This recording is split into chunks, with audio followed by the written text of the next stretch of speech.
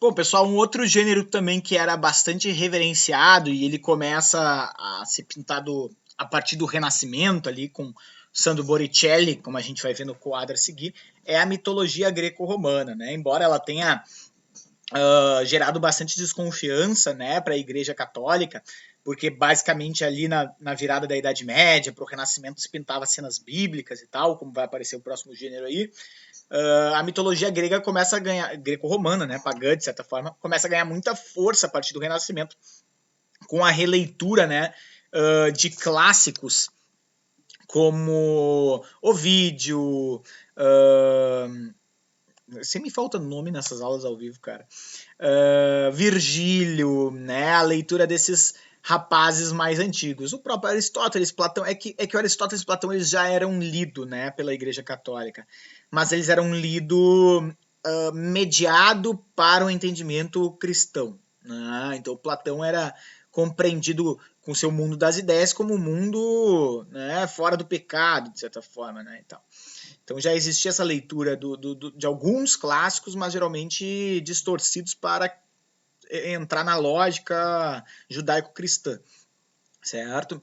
Agora começa uma leitura mais geral, né? Depois ali de Constantinopla ser invadida, muitos intelectuais, muitos artistas, muitos aristocratas que tinham alguns livros e tal, começam a fugir de lá e se mudar para a Europa Central. Ali esses livros começam a ser difundidos, começam os primeiros estudos liberais que eles chamavam, né? Algumas escolas não do domínio puro, né? Das igrejas e tal, e essa cultura começa a se espalhar. E o Sandro Botticelli é o nome mais famoso, né, e tal. Os quadros dele são muito marcantes, ele tem uma técnica muito específica dele.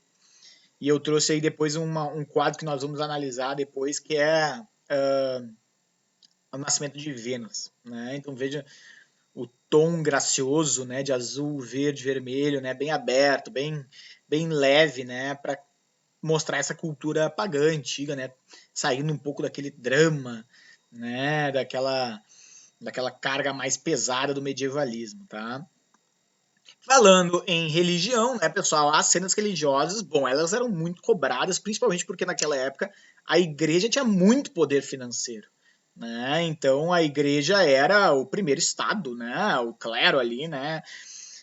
Eles tinham muitas terras, né? Eles tinham muitas edificações, porque eu não vou falar nem só em igreja, né? Mas eles tinham várias edificações que não só igreja, e era demandado o tempo inteiro para os artistas pintarem afrescos, né, pintarem diretamente nas paredes, no teto, né, que nem a Capela da Sistina, né, ou mesmo quadros, ornamentos para certas partes ali do, de dentro das edificações, né.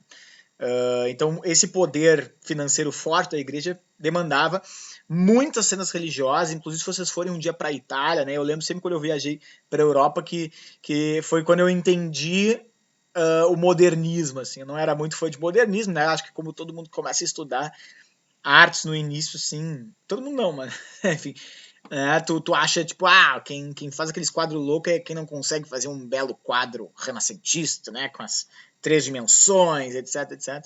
Só que aí eu fui para Veneza, Florença e Roma e eu não aguentava mais ver mesma técnica sendo usada em tudo que é lugar, porque começa a se tornar repetitivo, né? Naquela época se demandava muito disso, então os quadros, o Jesus é sempre um bebezinho meio gordinho, assim, olhando, com uma aura na volta, a Virgem Maria não tem muita expressão, é sempre calma, plena, etc.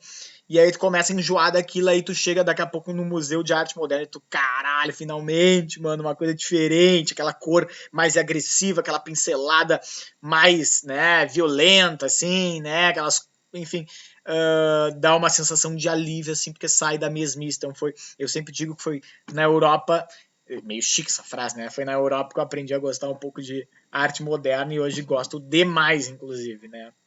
Enfim, tá? Então, várias cenas das passagens, né, várias passagens, né, das Sagradas Escrituras ilustravam, né? Vamos lembrar da Capela da Sistina, que são vários momentos do Gênesis ali, né? Tinha sempre uma ideia de disciplinamento espiritual, né? De ilustração da palavra de Deus, enfim, são bastante simbólicas. Na aula de Renascimento a gente vai ver bastante coisa.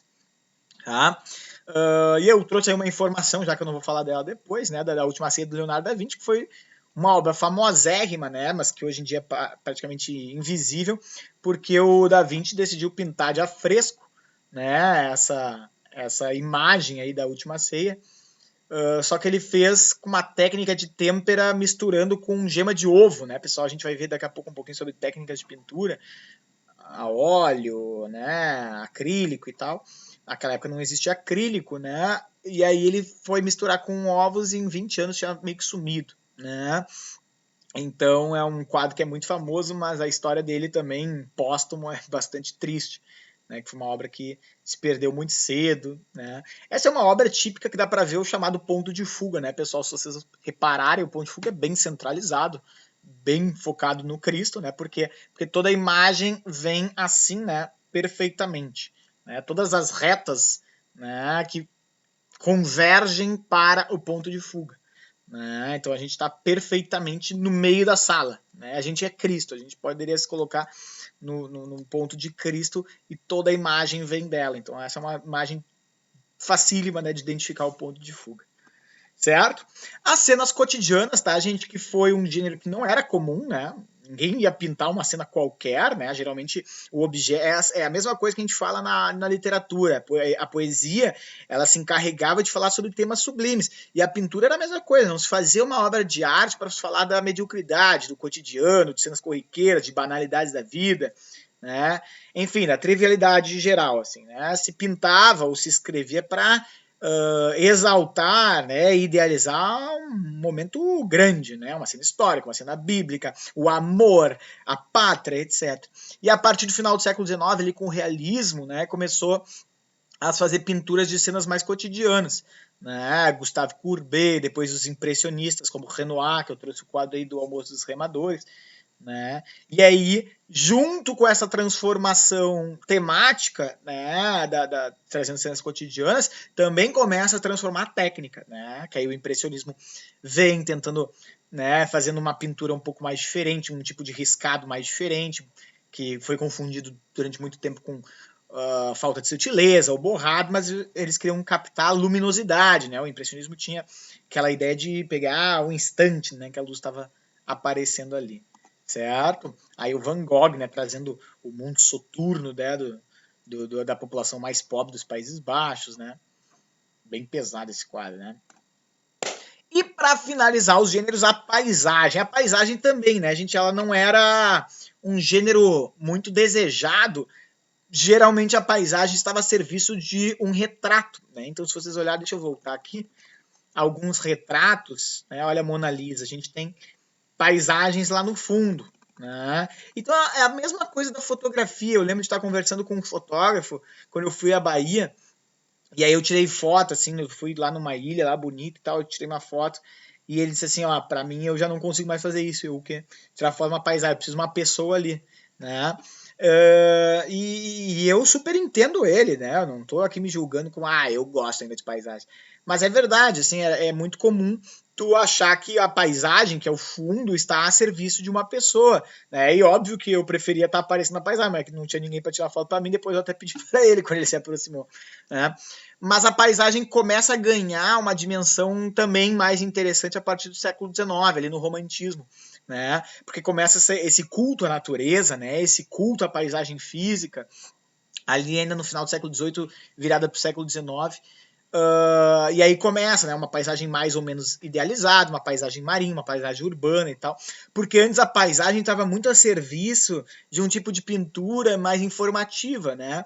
Então, por exemplo, quando o Brasil é descoberto e tal, e começam os primeiros pintores, Eckhout, né, alguns holandeses que vieram para cá, eles vão fazer várias paisagens, né? Depois, quando chega a missão francesa aqui, né, e o Tonet, entre outros pintores, o próprio Debré, né, que é muito famoso aqui no Brasil, eles começam a fazer várias pinturas de paisagens, mas inicialmente, assim como a literatura informativa, eles estavam muito mais a serviço, né, de mostrar alguns animais, de mostrar alguns relevos que tinham aqui para o povo de lá, do que propriamente fazer uma obra de arte, né? É claro que eles aproveitavam para fazer um talento deles, o Debré, então nem se fala, certo? Mas enfim, a paisagem começa a ganhar mais protagonismo, né, a partir do início do século XIX, né? E no final do século XIX, como nesse quadro aqui, que ficou meio ruim a imagem, mas enfim, aí ela começa a ganhar muita força mesmo, né? Porque aí eles começam, principalmente os impressionistas, Monet, Manet, Renoir, Degas, eles começam a usar da paisagem para trabalhar a experiência da luminosidade.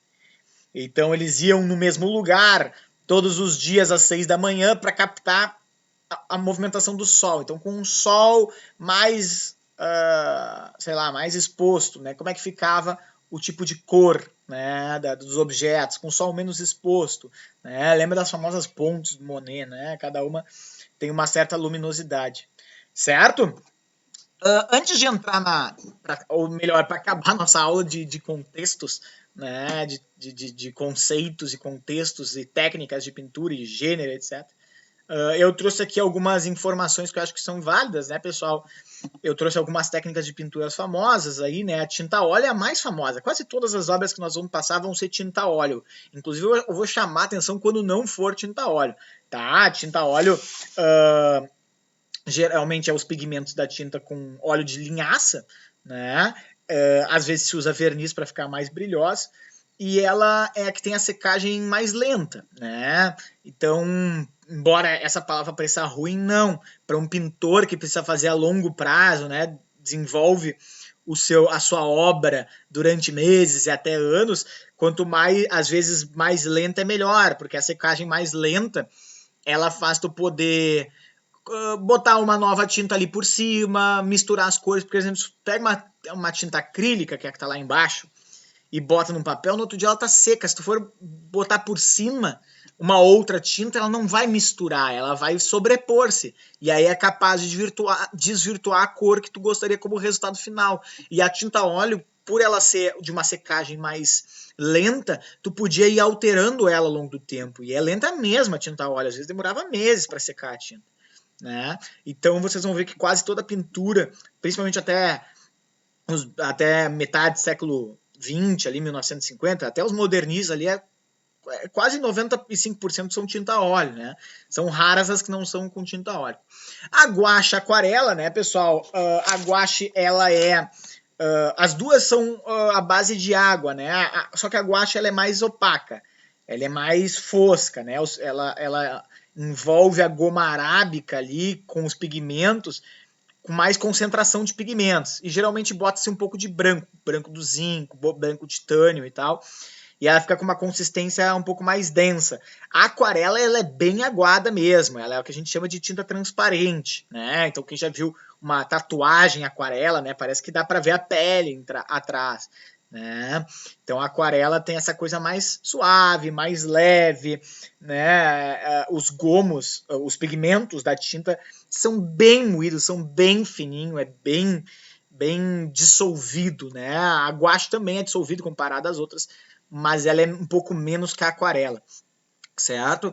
E a acrílica, gente, que é a mais usada, né, em aula de arte nos colégios, a acrílica é uma invenção moderníssima. A acrílica foi inventada aí no século XX, pós Segunda Revolução Industrial, né? Então a acrílica, óbvio que existe a acrílica mais profissional e mais estudantil, como a gente chama, né? Mas a acrílica, ela é usada para, sei lá, pintar ambientes externos, porque ela é mais resistente à radiação, ela é mais resistente à água, né? Ela adere a ambientes mesmo úmidos e tal, né? Diferente do óleo. O óleo demoraria anos, né? Vai pintar uma casa tinta óleo, né? Não vai dar. Né? Então a acrílica, ela é mais industrial mesmo, né? Ela vai lá e fica, né? E ela seca rapidinho.